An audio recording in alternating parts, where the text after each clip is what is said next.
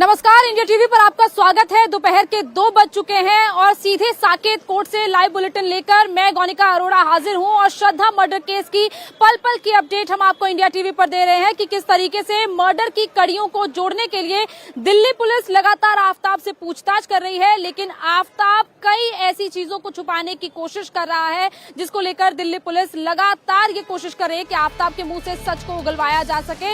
इसके अलावा दिल्ली पुलिस के बड़े सूत्रों से हमें ये जानकारी भी मिली है कि आफताब ने श्रद्धा का मर्डर करने के बाद एक वैक्यूम क्लीनर भी ऑर्डर किया था।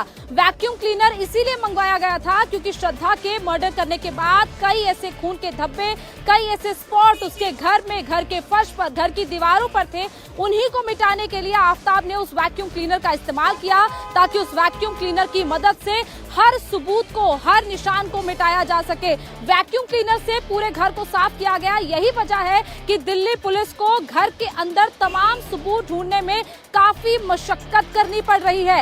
इसके अलावा एक और बड़ी जानकारी आपको दे दें कि आफताब ने एक पेशेवर हत्यारे की तरह पूरी तरह हर सबूत को मिटाने की कोशिश की। फिर चाहे वो श्रद्धा की हत्या करने के बाद आफताब ने जो चाकू खरीदा वो भी अब तक पुलिस को नहीं मिला है।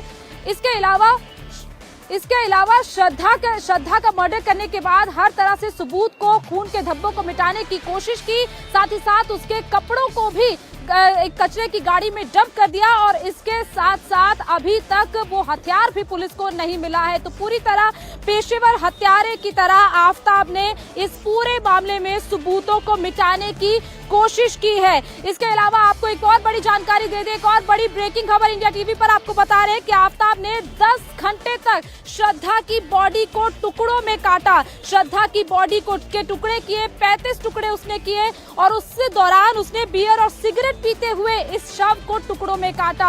आफताब की उस मेंटालिटी को आप देखें, उसकी साइकी को देखें। काफी हैरानगी इस चीज से है कि जिस लड़की के साथ वो लिव इन में था, जिस लड़की से वो प्यार का दावा करता था, उस लड़की के शव को काटने में उसने 10 घंटे का वक्त लगाया और उस दौरान उसने बियर और सिगरेट का सेवन भी किया।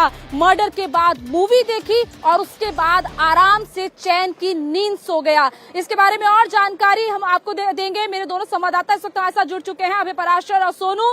क्या जानकारी आपके पास है अभय कि क्या किया आफताब ने श्रद्धा का मर्डर करने के बाद?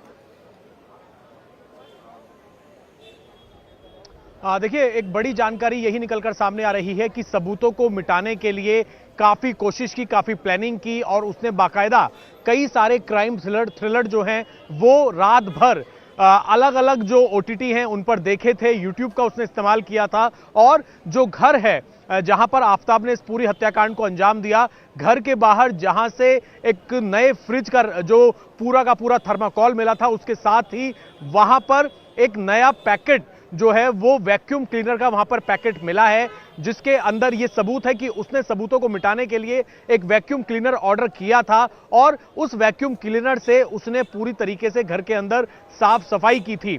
तो इस तरीके के जो ये खाली पैकेट्स हैं ये आफताब के घर के बाहर, उस फ्लैट के बाहर से निकलकर सामने आ रहे हैं, जिससे पता लगता है कि उसने किस तरीके से सबूतों को मिटाने की कोशिश की थी। साकेत कोर्ट के अंदर किसी भी वक्त उसे पेश भी किया जा सकता है। बिल्कुल अभय, शुक्रिया जानकारी के लिए। सोनू भी इस वक्त हमारे साथ जुड़े हुए हैं। किया जा रहा है इस वक्त और जो यहाँ के सिक्योरिटी गार्ड्स हैं।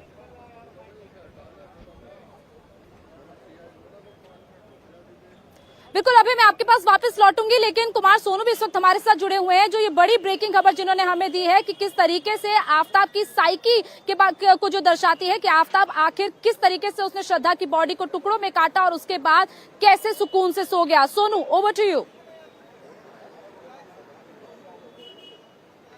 देखिए, बिल्कुल गोनिका, जो खबर हमारे पास आ रही है वो ये कि हत्या को अंजाम देने के बाद उसके शव को टुकड़ों में तब्दील करने के लिए आफताब ने तकरीबन 10 घंटे लगाए। 10 घंटे तक वो शव के टुकड़े करता रहा और क्योंकि टुकड़े करने के दौरान उसके शव के टुकड़ों से खून निकल रहा था, तो वो खून जो है उनको उसको साफ करने के लिए उन शव के टुकड़ों को पानी से अच्छे से धोया ताकि खून पूरी तरीके से साफ हो जाए। उसके बाद उसने फ्लैट में ही अपने बियर पी, सिगरेट पी और उसके बाद एक OTT प्लेटफॉर्म पर मूवी देखी और उसके बाद सो गया। यानी मानसिक स्थिति देखिए, जो मेंटल लेवल था उसका इतना स्ट्रांग था कि उसे कोई फर्क नहीं पड़ रहा था। फिलहाल अभी जो मैं आपको तस्वीरें दिखा दूं, ये मेहरौली थाने की तस्वीरें हैं। यहाँ पर जो साउथ जिले की DCP हैं वो मौके पर पहुंची हैं, थाने पर पहुंची हैं, क्योंकि इससे पहले एडिशनल DCP, ACP, SHO तमाम लोगों की बैठक चल रही थी। इसके बाद अब DCP पहुंची है साउथ जिले की यहाँ पर, ताकि एक एक चीज को लेकर अपडेट किया जा सके, दिल्ली पुलिस से कोई चूक ना हो। कोर्ट में रिमांड मांगने के दौरान, तमाम जो एविडेंस रखने के दौरान, तो उसको लेकर खुद मॉनिटर करने के लिए यहाँ पर DCP साउथ जिले की पहुंची हैं। फिलहाल ये बड़ी खबर है कि तकरीबन 10 घंटे तक जो है उसने लगाए शव के टुकड़े करने में, और उसके बाद उन शव के टुकड़ों को पानी से अच्छे से धोया ताकि खून के जो धब्बे हैं वो बिल्कुल शव के टुकड़ों से हट जाए। किसी भी तरीके से कहीं अगर वो फेंकने जाए तो कोई खून की बूंद सड़क पर न गिरे, इसको ध्यान में भी उसने रखा। इसके साथ साथ शराब पी, बियर पी और उसके बाद सिगरेट पी और OTT प्लेटफॉर्म पर मूवी देखी और उसके बाद आफ्ताब अपने फ्लैट में सो गया, फ्रिज में जो है टुकड़े रखकर शव के। तो गोनिका, ये बहुत बड़ी खबर है, बहुत बड़ी लीड है दिल्ली पुलिस के लिए। अब फिलहाल पुलिस इस पूरे मामले को लेकर, इस एंगल को लेकर भी अब आफ्ताब से पूछताछ करेगी।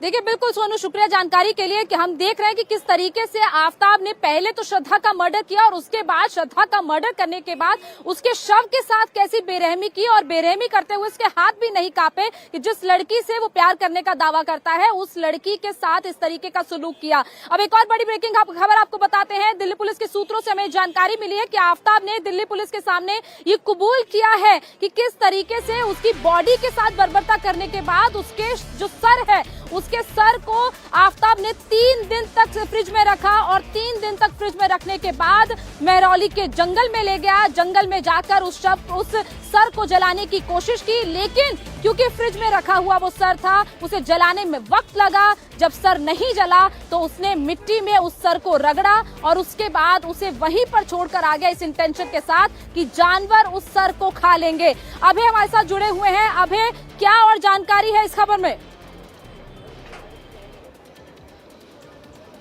देखिए, बिल्कुल जो स्पेशल स्टाफ की टीम है वो भी इस वक्त आफ्ताब से पूछताछ कर रही है और इस पूरे मामले के अंदर आफ्ताब ने चौंकाने वाला ये खुलासा किया है कि उसने जब हत्या की, जब 35 टुकड़े किए, तो उसके बाद श्रद्धा के सिर को, जो सिर का हिस्सा है, उसे उसने डीप फ्रीजर में रखा था और उसे रखने के बाद करीब 3 दिन बाद वो उसे लेकर पास के मेहरौली छतरपुर के जंगल में गया और वहां पर देर रात को उसने सिर के हिस्से को जलाने की कोशिश भी की थी, चेहरे को कुछ जलाने की कोशिश की थी, लेकिन क्योंकि यह हिस्सा जो है करीब 2 से 3 दिन तक फ्रीजर में रखा हुआ था, यही वजह है कि इसे वो जलाने में पूरी तरीके से कामयाब नहीं हो पाया। यही नहीं, उसकी बर्बरता तब भी नहीं रुकी। उसके बाद उसने इस सिर के हिस्से को, क्योंकि वो पूरी तरीके से जल नहीं पाया था, उसे झाड़ियों में और जो नीचे वहां पर जमीन पर मिट्टी में काफी ज्यादा रगड़ने की कोशिश की ताकि उसकी पूरी तरीके से पहचान मिटाई जा सके, और उसके बाद उसने उन्हीं झाड़ियों में उस सिर के हिस्से को फेंक दिया ताकि उसे जानवर खा लें और सबूत पुलिस को ना मिल पाए।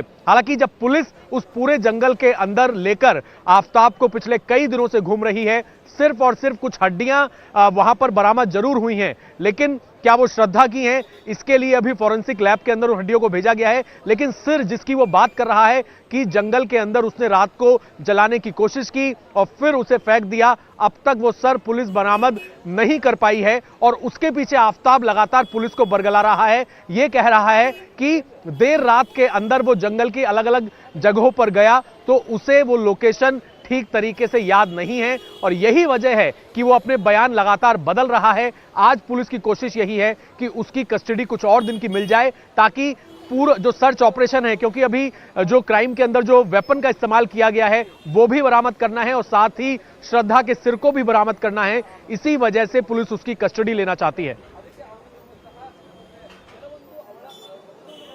बिल्कुल अभय, शुक्रिया जानकारी के लिए। अब हम साकेत कोर्ट में सीधे आपको तस्वीरें दिखाते हैं, क्योंकि बड़ी खबर यह है कि साकेत कोर्ट में ही इसी आफ्ताब की अब कुछ देर में पेशी होनी है, जिस आफ्ताब ने बर्बरता से अपनी साथ रहने वाली अपनी लिव इन पार्टनर श्रद्धा का मर्डर किया और उसके बाद उसकी बॉडी के साथ जिस तरीके से सलूक किया। अब उसी आफ्ताब को साकेत कोर्ट में पुलिस कुछ देर में पेश करेगी।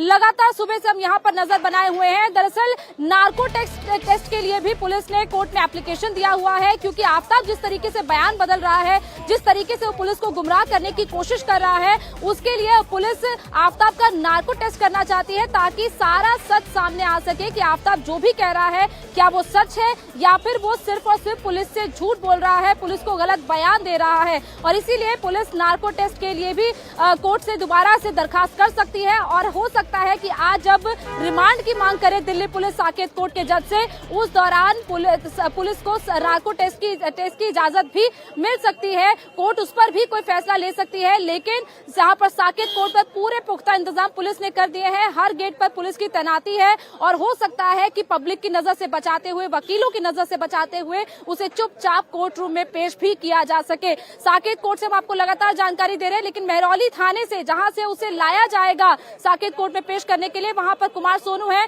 कुमार, अभी क्या हलचल वहां पर है? क्या अभी भी आफ्ताब वहीं पर है या फिर कहीं और से उसे साकेत कोर्ट लाया जाएगा?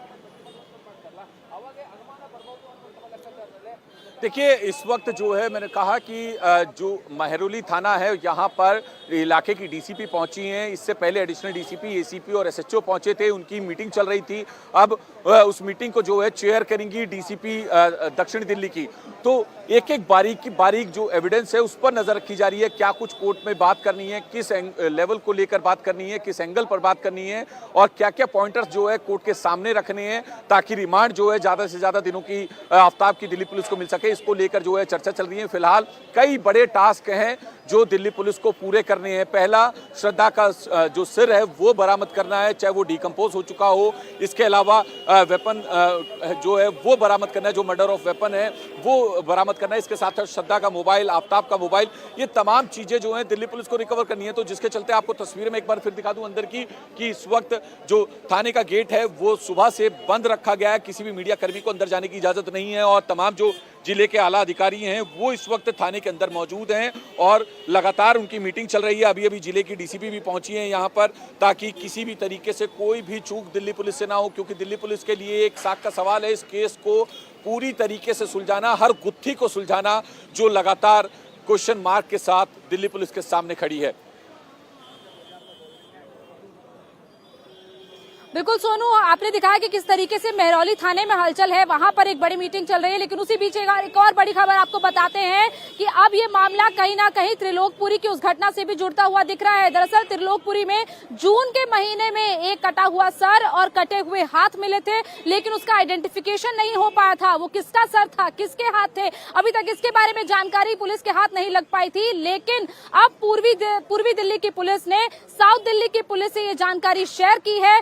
महरौली थाने को ये जानकारी दी गई कि इस तरीके से कटा हुआ सर और कटे हुए हाथ जून के महीने में, यानी कि श्रद्धा की हत्या के 1 महीने बाद मिले थे और उसी का अभी डीएनए टेस्ट करने के लिए उसे भेजा गया है। जल्दी उसकी रिपोर्ट भी सामने आ सकती है।